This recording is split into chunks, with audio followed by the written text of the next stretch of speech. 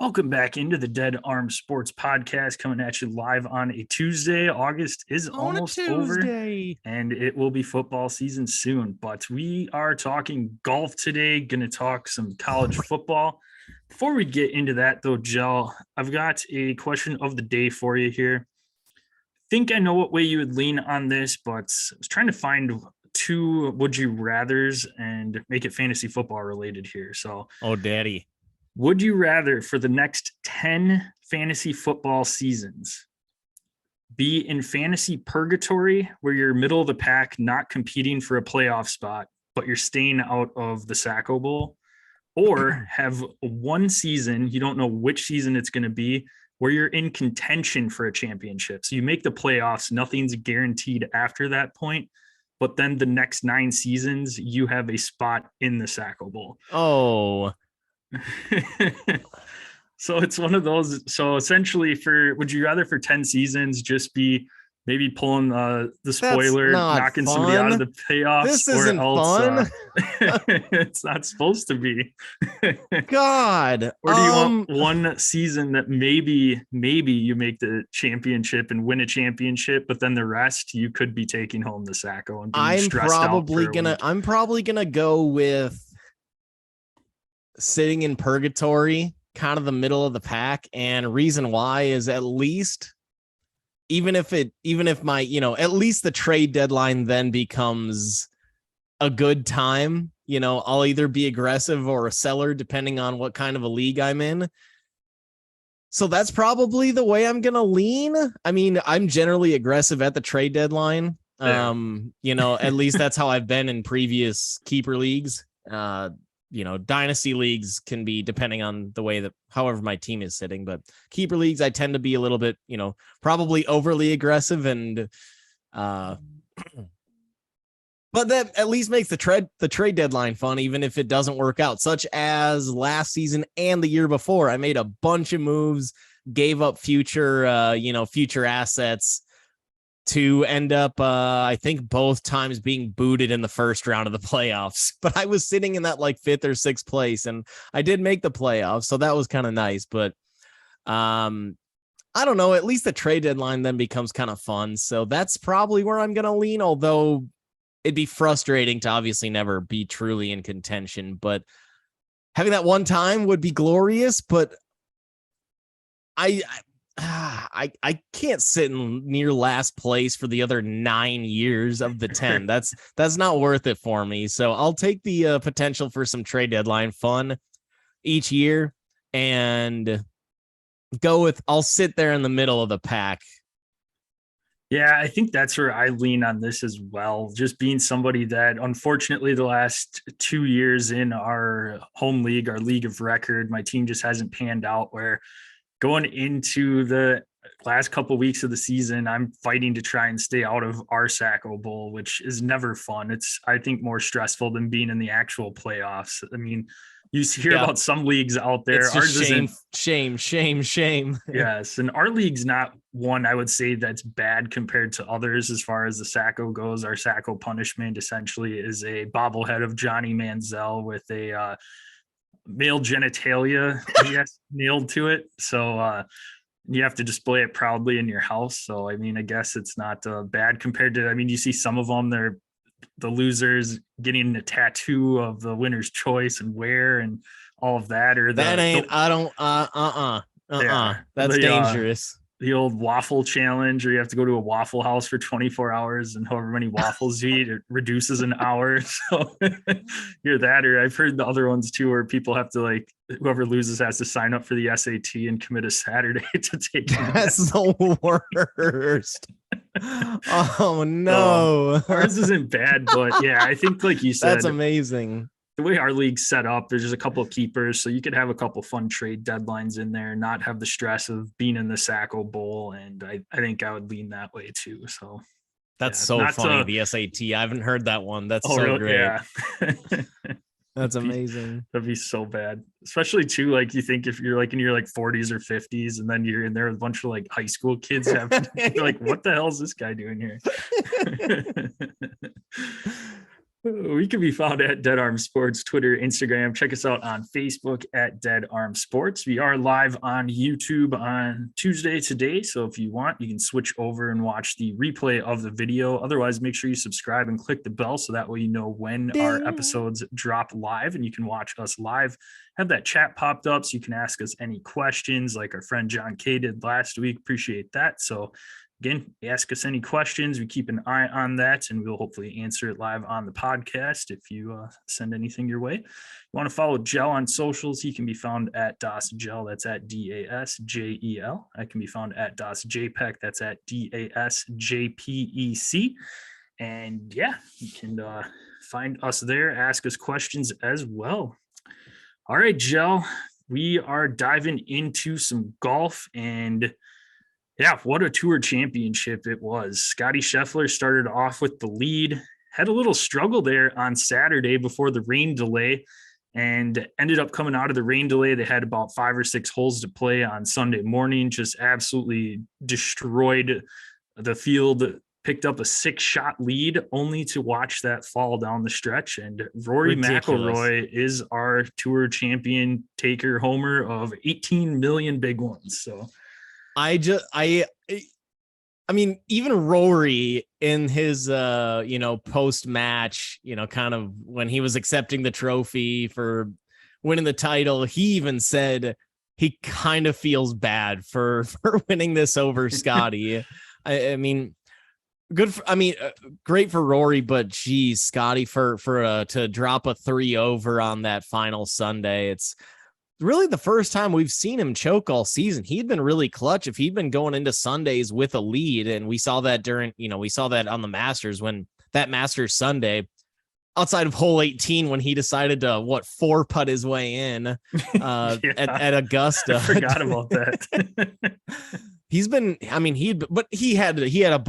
He had strokes to play with. So it was just, but he had been really clutch all season long on those Sundays, and he just, he choked on something, and Rory played well enough. I think Rory went 4 under Sunday with Scotty going 3 over. So yeah, Rory ended up singing that final putt on 18 to take it home, and Scotty's sitting there with I guess a second place finish, which ain't no, I'd take that payday, but still got to be disappointing for him. And, considering where he was at going into Sunday. Yeah, it was disappointing. I would have liked to have seen Scotty win it. However, with LIV Golf going on right now, it was kind of cool that the face of the PGA Tour that's been against LIV from the start and has been very vocal about it the entire season ends up taking home the championship in Rory McIlroy. So that was kind of cool, at least to see that aspect of it. But and he mentioned that too during his, just kind of like how abnormal this season has been with all the talks and of all this, and how proud he is of all the people, all the players that stayed, and talked about kind of some of the sponsorships and how supportive they have been, and how collaborative the players that have, the ones that have stuck around on the PGA Tour, how supportive everybody has been of each other. And knowing that, hey, it's us against them now. And we're the good guys. They're the bad guys. And now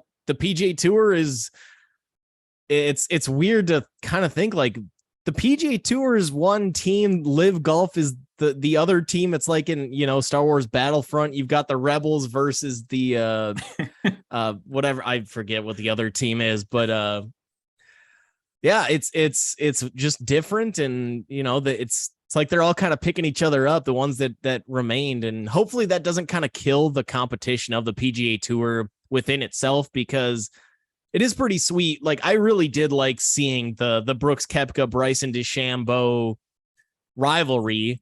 Yeah. And it was a legitimate rivalry. I mean, they were legitimate. And how many people all hated Patrick Reed? Like, and now all 3 of those guys, Brooks, Bryson, and Reed, are all over in LIV. So it's like, I don't know, let them, like, all these golfers that nobody really liked all went over to LIV, and all the people that everybody loved kind of stuck. Not everybody. I mean, there's still plenty of Phil Mickelson lovers and everything, but it's like the people that stayed are on the PGA Tour are kind of looked at as the good guys, and at least by the majority of people. So it's Rory was just kind of talking about that and how he's impressed with how supportive everybody has been of each other that have stuck around, and how much they have, been. I mean, Spieth, Justin Thomas, Rory, obviously, Scotty Scheffler, they've all pretty much, most of the guys that have stuck around have all said, I'm not here just to make a big paycheck. I could go to LIV if all I cared about was money, but I'm here to build a legacy. And Tiger also mentioned this, like, I kind of owe what I have to the PGA Tour. If it was just me going out golfing with my friends and shooting a 68 every round out on the Muni, like, who gives a shit? But I owe it to the PGA Tour for where I'm at now and what, the amount of money that I already have and the amount of money that I'm still going to get. So it's just cool to see Rory as supportive as he has been, and him kind of saying, he feels bad for Scotty a little bit. That just kind of goes to show that he truly is supportive of his guys. Monahan was up there with Rory. Of course, Monahan presented the Tour Championship trophy to Rory. Certainly not everybody thinks that Monahan is the perfect guy to get the PGA Tour over this hump. He's had his own he's had his own set of slip ups in terms of, how he's handled the LIV situation. But overall, just kind of, it felt like a happy moment with Rory up there, especially like you said, being the face of the PGA Tour at this point. It felt good. Yeah. Speaking of those LIV, we did have some news come out today. However, I purposely skipped over our "What Are You Sipping On Today" gel, because I'll ask you, and then I will let the listeners know what transpired over the weekend. So why don't you go ahead and let us know what you're sipping on today? Good old fashioned Busch Light. All right, so we've got a social, and in fact a double social, because I lost our golf bet from the season, our Drew Locks of the week in grand fashion. So I will have a beer chug for that. And I was at a golf outing on Saturday. Is that what happened? Yes, sir. But I wasn't able to watch the tournament, but saw that Xander was creeping up the leaderboard. He was pretty hot on Saturday prior to that rain delay. He was one shot back. So I was like, hey, double or nothing, gel. Xander Schauffele wins the whole thing. And you graciously accepted and gave me the opportunity to wash out all of my terrible golf picks from this past season. And Xander failed me. So I will dedicate my second beer chug to Xander. So I've got 2 Busch lattes to chug for us on this episode today. So I will go ahead and get started while you talk about the golfers that jumped over to LIV today. Finally got the news: Cam Smith, Joaquin Niemann, Mark Leishman, Harold Varner III, all over to LIV. So, well, I've got a surprise for you. I'm going to turn this into a social, buddy. It was a good season. It was a good, you still got another one. I've only got one. Yeah. But I'll do one for social purposes. So got 2 here. For you YouTube viewers. Count it down. 3, 2, 1, go.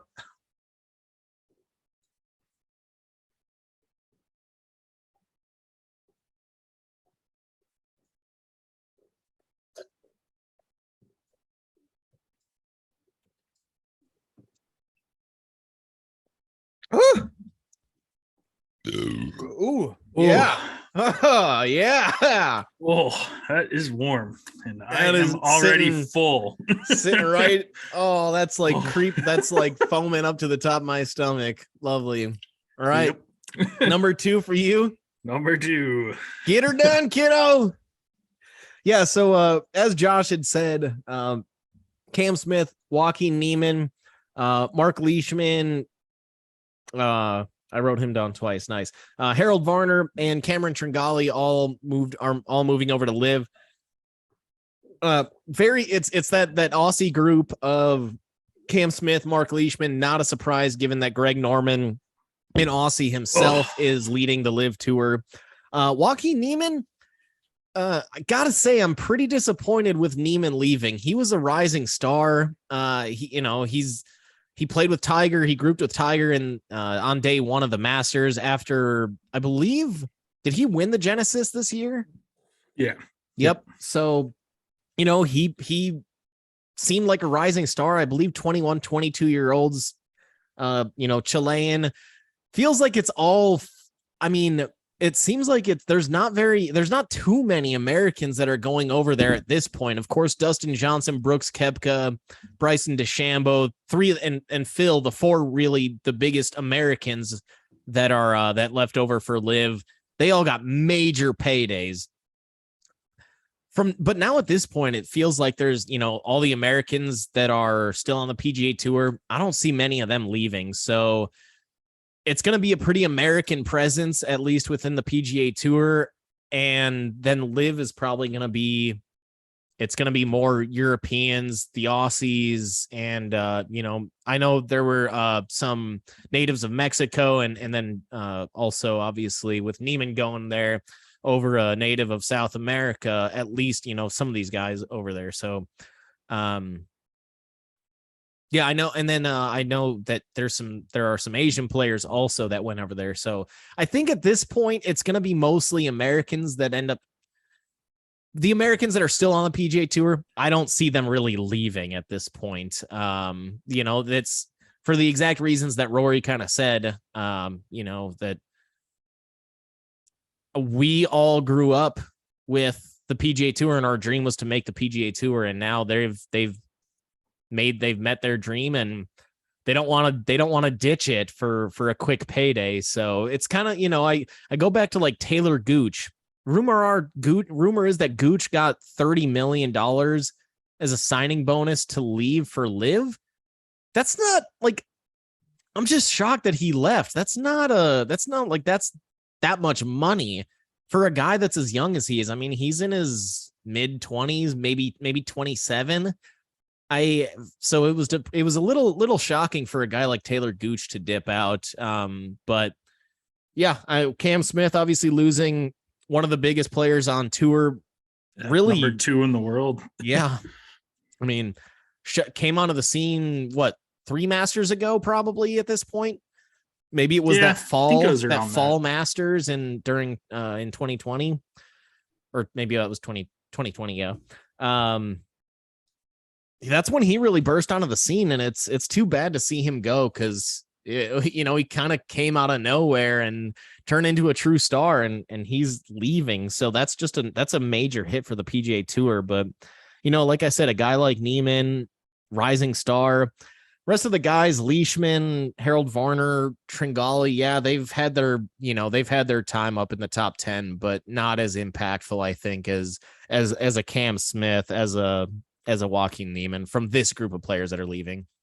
Yeah, I think I agree with everything you said there. It's disappointing, especially like Cam Smith leaving, somebody that is one of the fun players to watch on tour. And I think it just really puts a letdown in for this upcoming President's Cup. I mean, all these guys aren't going to be able to qualify and play on the President's Cup as of this recording right now. So, I mean, Cam Smith, Joaquin Niemann, Mark Leishman are all guys that probably would have potentially been on that team. So now it's like that the rest of the world team is going to be just kind of scraping together guys for the most part. I mean, Hideki Matsuyama committed to the PGA Tour, so you've got him there. He was one that had been rumored to potentially have been offered a pretty big payday on the LIV Tour, so he hasn't gone yet, and had said after the Tour Championship, he said he was committed to playing on the PGA Tour and wanted to be a part of it. So hopefully that sticks around too, because he's obviously a young guy, fun to watch as well. So, but yeah, we knew that this was coming. These guys were holding out hope that they would be able to win the Tour Championship, make that big payday before they jumped over to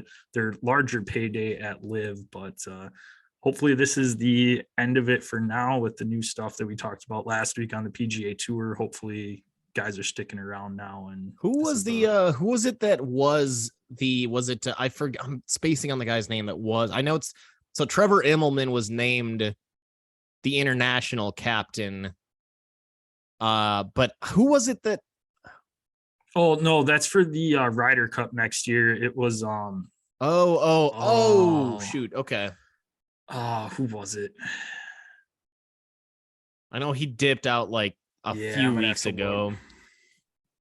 look. But yeah, I mean, I guess obviously just disappointing for the game of golf, but I guess hopefully hopefully either LIV dissolves and we can, and Henrik Stenson was that's okay. I knew it was I kept thinking Harold Varner because of the H. Henrik Stenson is right.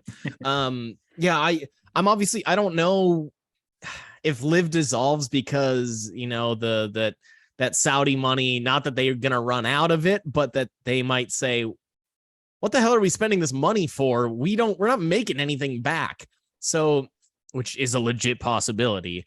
So I don't know if there's a chance that organization just dissolves but if it does the PGA say, hey guys, you can all come back now? Or are they saying, that's what I'm wondering? Are they gonna say like, no, you guys, like, you gotta requalify, the fair is fair, and or do they say, no, screw you guys, you've lost your membership?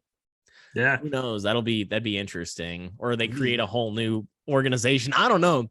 I guess I'm kind of here for the storyline because more than anything, but it still sucks for the game of golf to not have those guys in there on a weekly basis.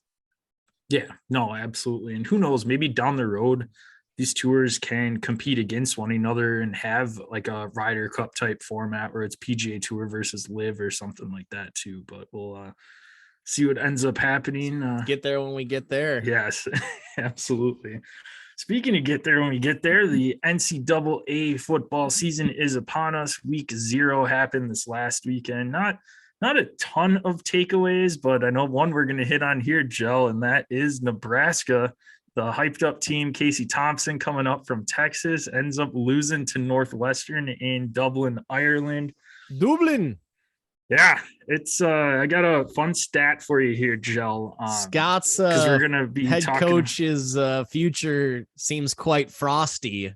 Yes, it does, and I'm glad that you brought his name up because I have a fact that I saw as I was scrolling through Twitter today. This is from at ESPN_Schick from Matt Schick, and he tweeted out, great nugget from at ESPN Stats Info. Before the onside kick, Nebraska had an 88% in-game win probability. This was the 7th time Nebraska lost a game under Scott Frost when it had at least an 80% chance to win at some point, and the 4th time in the last 9 games. Holy shit. Yeah. I know. I mean, he's got, he had, I think, 8 or 9 one-score losses last season. Yep. So, like, at some point, that's not just player execution. Like, you got to make adjustments if you're a head coach. And like you said, Casey Thompson coming in for the 38-year-old Martinez. Finally, he leaves. But I mean, yeah, Casey Thompson coming in, he's supposed to be a bit of a difference maker, and clearly not the case. They were a 13-point favorite over Northwestern. My dumbass didn't bet it. I saw that 13-point number, and I was like, there's no way. And then I looked at all the transfers coming in, and I saw Casey Thompson. I'm like, you know what? Maybe they can do it. But God, you could see in that game how outmatched Scott Frost was versus Pat Fitzgerald. I mean, and Pat Fitzgerald is one of the best coaches. He's one of the top 3 coaches in the Big Ten, probably. Yeah, I mean, it's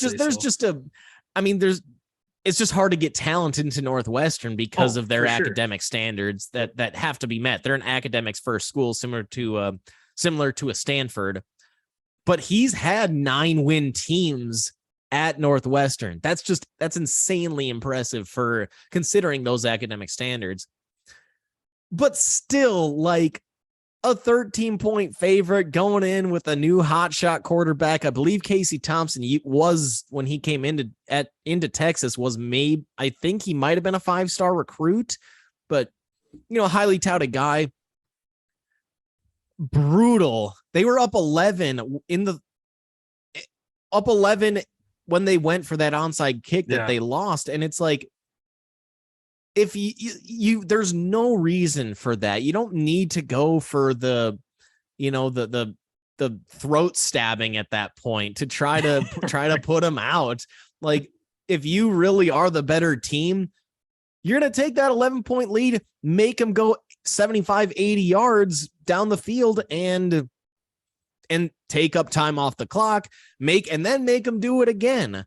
Like, you don't have to get gimmicky if you're really the better team. You see that a lot of times when, you see if it's a one of those big spreads, the clearly worse team, if there's a big upset on the horizon, sometimes that lower end team will do things like a fake punt pass to try to gain a little momentum, or an onside kick or whatever, and take more risks. But if you're up 11 and you truly believe that you're the better team and that you're outplaying them, you don't need to take that onside kick and take that risk.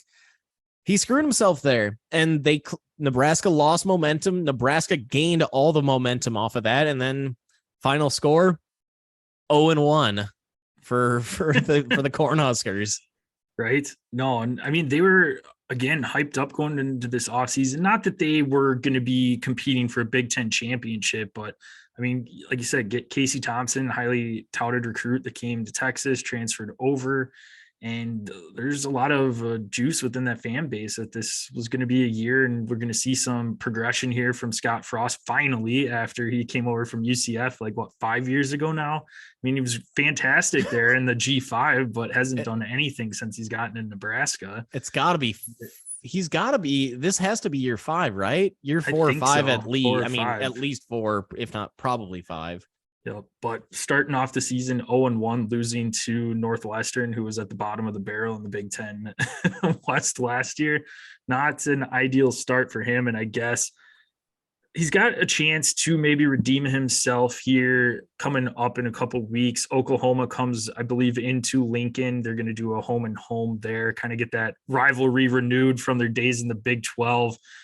I would think that's almost a must-win game for him now if he wants to salvage his coaching career at Nebraska. I mean, do you see him, one, coaching at Nebraska beyond this season, and two, is he even going to make it through this season?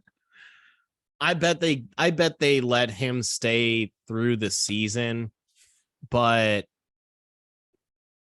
I mean, I'm looking at their schedule now, and it's I mean, they've got tough games against, obviously, Oklahoma, like you mentioned, Michigan, and then finishing off with Minnesota, Michigan, Wisconsin, Iowa. So that's a really tough end of the season. And that might be Scott Frost's demise. If he finishes this season 0-4 against Minnesota, Michigan, Nebraska, Wisconsin, and Iowa, which is probably how it's going to end up, that's going to be his demise. I doubt he gets fired during the season, just given their midseason schedule outside of Oklahoma. I mean, they're all winnable games. Not saying he's going to win them all given these last few years, but that final 4, those last 4 games are going to be really tough unless he's able to get some major momentum going into the end of the season, which I mean, I can't really see happening. So I bet he gets through the season, and Nebraska's got that. I think they're going to extend that leash to him because he is a former quarterback for him, and he was kind of the the golden boy coming in for the Cornhuskers. But so I think he gets through the season, but if gigantic, all capitalized, if they are bowl eligible, I could see another coach coaching that bowl game. Yeah, no, you hit the nail on the head there that he was the golden boy coming back to his alma mater. And that is the only reason he's still coaching at that program. If it was anybody else without any ties, 0% chance. Did you have any other takeaways at all? I'm kicking it over to you. I've got one more that I was going to bring up here, but wanted to kick it over to you. I'm mostly looking forward to week 1. This was really the only game that I paid any attention to, honestly. So the other one was just more just more kind of funny. Oh, Florida the fact State that, also fucking lost, by the way. So yeah, they're terrible again. Not great. Good God. Yeah, my just kind of. Oh, wait, funny... no, never mind. I was wrong about that. They dominated. They won by 40. Okay, I take that back. Must have been thinking of somebody else. Whoops. Another Bush, please. Yes. The other one I wanted to talk about, just a little bit more on the funnier side, Vandy just absolutely dominated Hawaii in that night slot, and Hawaii obviously not the program they were when Colt Brennan and Tommy Chang were out there slinging their rock around. Jim Jones or June Jones. Jim Jones, yep. Jim Jones, nice. But with Vandy, their offense looked, okay against Hawaii. They put up a ton of points. Vandy's historically the last few years been just dog shit when it comes to SEC play. Do you think they could possibly pull off an upset here this season? They're facing. It's a long shot, but they're facing Elon Musk next season or next week. University of Elon. That can't be real. They have a freaking rocket ship as their logo. To the moon. Are you kidding me? That's amazing. That's pretty awesome. But they're, if they play, let's be honest, Hawaii's, no, like you they're said, not. They've got to be one of the terrible. worst teams in all of Division One. I as much as I love them having, it's always great when, especially during lake season and you're sitting out on the dock and it's like 1 a.m. and it's like, holy shit, there's still college football on. Like, that's the best part about Hawaii football. But if they play the way that they did, they're at home against Wake Forest week 3. That would be a pretty massive upset, but if they play the way they did this past weekend, maybe. Yeah. Well, at that point, Sam Hartman's probably not playing still. I wouldn't think from his injury and everything like that, or stepping away from the program for a bit. So that could potentially be one for sure. Otherwise, you got late season home games against Florida and Tennessee. Maybe if Tennessee's just trash, that's probably going to happen. Yeah. Hendon Hooker, though, has been. I don't give a shit. It's Tennessee. They've been so bad. Yeah. They've, not lived up to their program hype after Peyton left. That's for sure. All right. Week lovely. 0. Let's put that trash behind us and move on to week 1. They're going to give Why you a little can't we just do one good game for week 0? I know you think that they'd put something on, but oh well. Moving on. Week 1 is upon us. Everybody's back in action this week. Whatever fan base you cheer for, they are playing. So I just want to kick it off, Joe. Let's talk about some games we're looking forward to. Do you want to kick her off? I can't get over this. The Elon Phoenix. Like, are you kidding me? This is way too good. Oh, that's so awesome. No, I guess, not any specific game that I want to start off with, but more of a kind of a concept that that Jim Harbaugh is doing at Michigan. Week 1, starting Cade McNamara at quarterback, and week 2, starting J McCarthy. McCarthy was a 5-star quarterback. McNamara is, and he's incredibly athletic. Just kind of, he's an inexperienced, kind of a little bit more of a wild card, but very talented, really talented player. Again, like I said, 5-star recruit, the first one in first quarterback in Michigan football in God knows how long. It feels like it's been a while, but yeah, week 1, Cade McNamara at home against Colorado State. Week 2 against your boys, the Fighting Rainbows or whatever they're called, facing Hawaii. So, I believe they're just the Warriors. They used to be the Rainbow Warriors, isn't it? They're just the Warriors. It is it says Rainbow Warriors on Google. Hawaii Rainbow War. What did I say? The Fighting Rainbows. God, I'm on fire right now. Nailed But it. yeah, Cade McNamara week 1 against Colorado State, J McCarthy week 2 against Hawaii. I wonder how true of a quarterback battle this is, or if it's just like, let's get each of these guys playing time and do kind of what they did last year, which was like Ride a the hot hand. 70-30-ish split where they played McNamara when games needed to be won, and they played McCarthy when they had a little bit more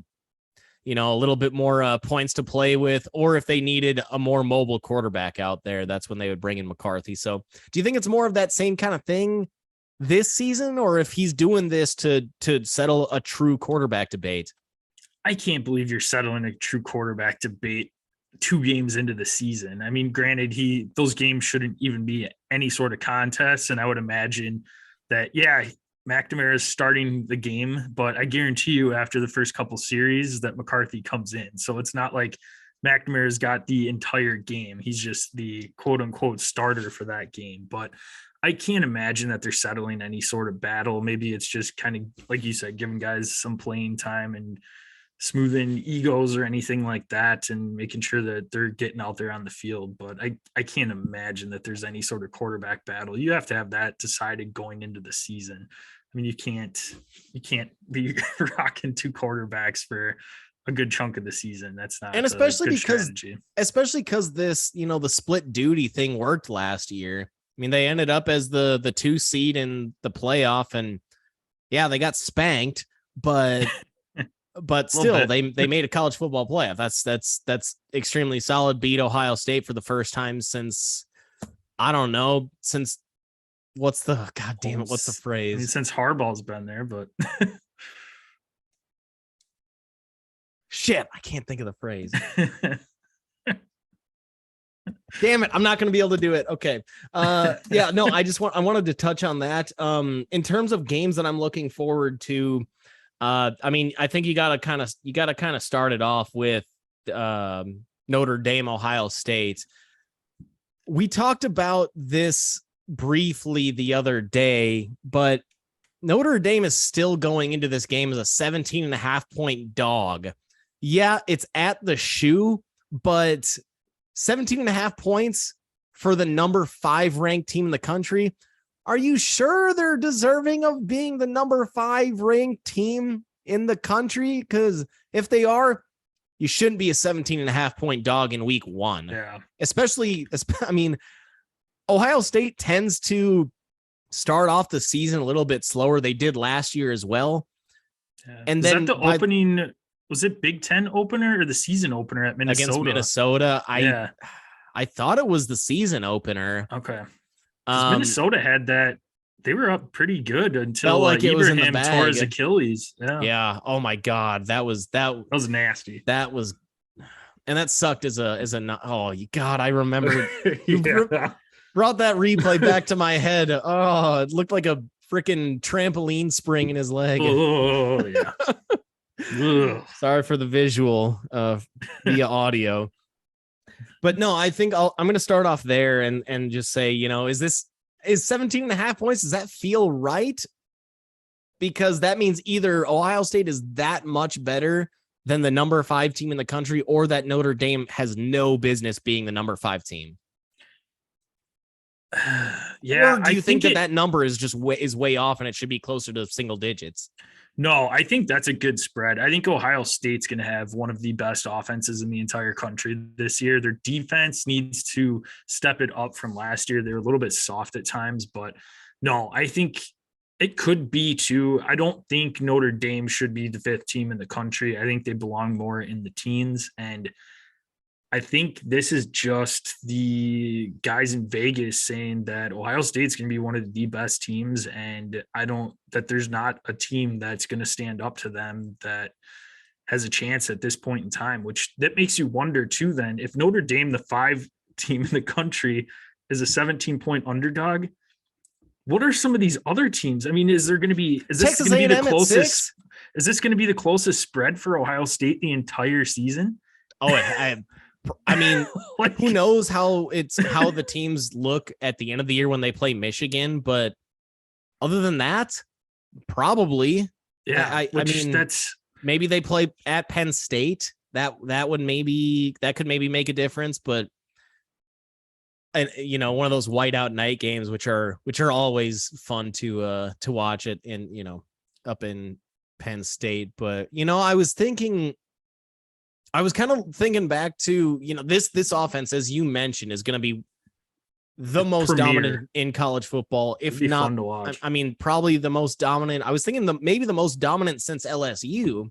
And if you look at these skill position players that they have, CJ Stroud, Trevion Henderson, Marvin Harrison Jr., Julian Fleming, Jackson Smith and Jigba, compare that to Joe Burrow, Justin Jefferson, Jamar Chase, Clyde Edwards-Helaire, like this Randy Moss's kid. Like just both offenses completely loaded. And or even you could even throw in the Alabama offense from the year before. Granted, Mac Jones isn't the quarterback Joe Burrow is, but that offense was dominant too. They were ridiculous receivers. Yeah. So I think this will probably be the best offense since LSU, since their title run, which was only 2 years ago. So it's not like we're talking about a decade ago, but I mean, I think they're going to, why would they not be a 17-point favorite in every game at this point? The way that they're going to be able to score the ball, nobody's going to be able to score with them. So it's going to come down. The only way I see them losing is, I mean, if you got an Alabama team who is also loaded on offense and has a stronger defense, I think they're the easy 1-2 in the country. Yeah, no, I think the only way you're going to beat Ohio State this year, you have to have an absolute dominant front four, front seven, and get pressure on CJ Stroud and be able to shut down that run game. If you can make them one-dimensional and still get pressure in the backfield to put some pressure on CJ, that's the only way I think you're going to beat Ohio State. Because if you're trying to beat them in a shootout, good luck to you. You are not winning. Good luck. One. So, yeah. No, that was one of my games I'm looking forward to this weekend. I'm going to throw it back. So you took a Saturday night game, Jell. I'm flipping it right to Thursday. Let's get into the backyard brawl, West Virginia at Pitt. So, Mountain Mama. Got the battle of two quarterbacks, JT Daniels going from Georgia to West Virginia, Keaton Slovis moving over from USC to Pittsburgh. So I want to see how both these guys do with their new teams. And we haven't had a West Virginia Pitt game in a little while either, with that backyard brawl, get that rivalry renewed. So no better way for me kicking it off on a Thursday than that. Last year, I believe, either Thursday or Friday, we had Virginia Tech. So we got the what's their entrance? Was it AC/DC? Or no, it's I think it's Metallica. Metallica, yes. Enter Sandman. Yep. That's right. So, but night game. Yeah. So I'm excited. It's at Pittsburgh, and I think it's going to be awesome. I'm looking forward to it. It'll be the true kickoff to college football this season. And again, I want to see how these two transfer quarterbacks end up doing. So they were uprooted, JT Daniels by Stetson Bennett last year, and obviously Caleb Williams coming over to USC. So don't blame both those guys for getting out of their former USC situation. Quarterbacks. JT Daniels originally started at USC. So this is now JT Daniels' second transfer, going from USC to Georgia and now over to Mountain Mama. So it's quite the ride for him. I guess he's getting to see the whole country. Maybe next year he decides country roads are taking him home, Joe. No, he's got to somehow finagle his way into like Washington for next season. Hit up all four corners. Maybe Hawaii. I heard they could use a quarterback. No, that's going to be a good time. I mean, we'll see if Slovis can maintain the momentum that Kenny Pickett gave Pitt last year. Pitt had their best year in God knows how long. I mean, maybe since the LaShawn McCoy days. So that's they had a really nice season. Obviously, losing Jordan Addison and Kenny Pickett, that's a huge, Jordan Addison, him leaving, that's a huge loss. But Keaton Slovis, big time recruit again, and Got to wonder if it was because, he didn't succeed at USC because of that coaching mess that USC had endured under Clay Helton for so many years. And so hopefully Slovis can come out and show why he was a high-end recruit and keep them rolling and and make sure they still have a chance to compete in the ACC. It's going to be tough, but hey, they won it last year. So obviously try to ride that momentum as hard as you can. I'm going to move over to JT Daniels' former school, not the USC Trojan game, but the Georgia Bulldogs game. They're facing Oregon, playing at the Mercedes-Benz Dome. They are calling it a neutral site game, but right. Why? Yeah. Let's see, Athens, like 45 minutes, if that. That's probably about that. Yeah. It's a nice, little hike up the highway. So not exactly the most neutral site, but that's what they're calling it. Oregon coming in with new head coach, replacing Mario Cristobal, and a new quarterback, Bo Nix, coming over from Auburn. So I want to see kind of what Bo Nix can do. Auburn, again, going back to coaching, they've been pretty much a coaching mess. They had one great year with Gus Malzahn at the helm, but since then, pretty much been underachieving on the football side. And Bo Nix was supposed to be kind of the greatest thing since sliced bread when he first arrived at Auburn. So hopefully this move over to Oregon, he can kind of reclaim some of that glory that he came in to his freshman season at Auburn with. On the Georgia side, we find out if Stetson Bennett's legit. Is he the real deal? Because they did lose their top two running backs. They did lose Pickens, who, granted, he didn't play last year, but they had another receiver transfer out of Georgia to Alabama. Yeah, what was his name? I'll look it up. Keep going. And so that Georgia defense is not as weak. Not as strong. They had either 5 or 6 first rounders. Are you kidding me? So that Jermaine defense, Burton. That's it. There you go. So they had a ton of turnover on that defensive side. Granted, they still do have Jordan Davis, who's an absolute monster in the middle of that defense, and plenty of talented players. They're not going to run out of talent on defense, but I think it's going to be more of it's now established that this is Stetson Bennett's job to lose, and hopefully he can hang on to it for his own sake. But it's not like he's an extremely dynamic quarterback the way that a Bryce Young, CJ Stroud is. So can Bennett just succeed at being a really good college quarterback like he showed that he could be in the playoff last year? Or is he going to kind of fall back a little bit to what kind of the position that he was looked at before he got some playing time, which was kind of a mediocre, 3-star run of the mill type of a quarterback. So I'm pretty interested in that matchup, primarily because of the QBs and seeing how Bo Nix is going to do with his first game with the Ducks, quack, quack. And if Stetson Bennett can maintain his role as a good starter for the Georgia Bulldogs.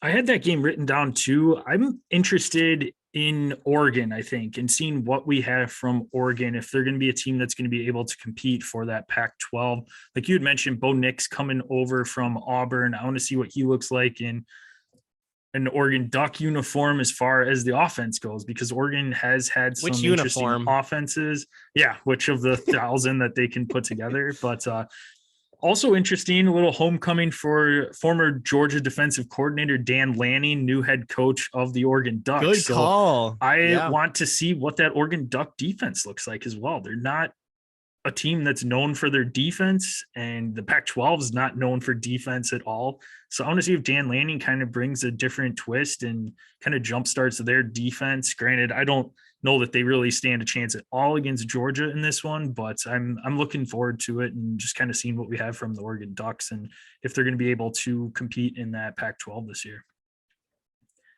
My last one I think I want to throw out there is one I don't expect this to be an upset at all, but you got a road test in a tough SEC environment, and that's the Utah Utes going down to Gainesville playing the Florida Gators. So Florida Gators have Billy Napier taking over as a head coach, and Anthony Richardson's gotten a ton of hype this year too as a quarterback position. So yep. I want to see what Florida has going, and if they're able to compete. A tough road environment going to the Swamp for Utah. It's going to be hot. This is my swamp. Okay, Shrek. Donkey. Donkey. But no, I think it'll be a tough road test, one that Utah should end up winning. But again, it'll be a fun game, I think. And Anthony Richardson looks like he's going to be a major difference maker. So who knows? I think Utah is awesome. They're deserving of. They may be more deserving of that top 5. Year, so. Yeah, exactly. So, and Florida's been just a mess, but hey, Anthony Richardson, new coaching staff, who knows? I don't see it happening right away for them, but they call him AR-15. He can make it. No, he took away that nickname. Oh, they did. He did. He doesn't want to be referred to that yet. Well, that's good. Which is understandable. Yeah, I am in favor of that. But he's nice. So yes. Yep. Any other games looking forward to this weekend, Jill? I just have to bring up the fact that Florida State and LSU play this weekend, and they're both unranked. What? Yeah. Like, that's insane. Those are two of the biggest brands in college football, both unranked to start a season. They haven't even had a shitty season yet, and they're unranked. So I don't. That's the last one. Is just that's kind of mind blowing. Like, if one of them's unranked, I get it. Both, wow. Yeah. I guess one more sneaky matchup I want to throw into two ranked teams up in the higher echelon of the top 25, but Cincinnati at Arkansas. Luke Fickell's team going into Arkansas to see just kind of what their program looks like. Both teams have had quite a bit of turnover the last year. Traylon Burks leaving Arkansas, obviously Desmond Ridder, Sauce, and Kobe leaving Cincinnati. That's too much sauce. Too much sauce, but I want to see if Cincinnati is actually for real. Arkansas, their fans are excited about this season. They're hyped up, and just kind of want to see what that game's all about too. So that could have implications kind of going for both programs. I mean, that's one that you obviously want to win early on in the season. And if you don't, that's definitely a downer for the rest of the season. So let's see the impact there. All right. I think that will do it for this episode. We will be back on Thursday, have some NFL that we want to talk about. And then Jill and I, if you just can't get enough of college football starting this weekend, we're going to give you some of our Heisman favorites and introduce a new segment I'm excited about as well. We're going to do our Tune In Thursday to find out. We can be found at Dead Arm Sports, Twitter, Instagram. Check us out on Facebook at Dead Arm Sports. Be the first thing that pops up. Make sure you subscribe to our YouTube page. You can ask us questions, subscribe, click the bell. That way you know when our live episodes drop. So you can see our faces. Jill's got the fire roaring. I did a couple of beer chugs today. You can critique in the comments section. So yeah, hit us up with anything there. Jill can be found at DosJill. I can be found at DosJPEG. Send us any questions.